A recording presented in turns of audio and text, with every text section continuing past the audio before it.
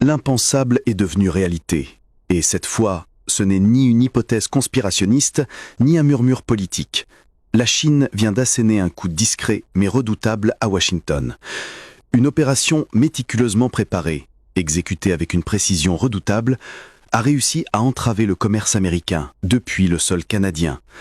C'est comme si Pékin avait soudain fermé la vanne qui permettait encore à l'économie américaine de respirer. Et ce qui choque le plus, c'est qu'Ottawa ne semble pas avoir bougé le moindre doigt pour stopper cette offensive. Les États-Unis voulaient montrer leur supériorité, mais Pékin vient de prouver qu'elle s'est frappée là où ça fait le plus mal. Depuis plusieurs semaines, les signaux venus de la Maison-Blanche sont flous, parfois contradictoires, souvent incohérents. D'un côté, Donald Trump et son entourage promettent de résister à la pression chinoise. De l'autre, ils alternent improvisation, menaces et concessions, sans ligne claire. Le dernier épisode a pris tout le monde à revers. Alors que Washington tentait de renforcer ses relations commerciales avec le Canada pour contourner certaines restrictions imposées par Pékin, la Chine a décidé de verrouiller directement son accès à Ottawa. Une manœuvre à la fois subtile et implacable.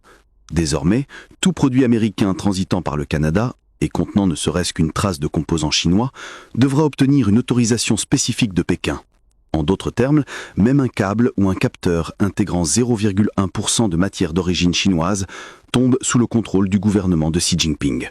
Ce n'est plus une simple guerre économique, c'est une démonstration de domination totale.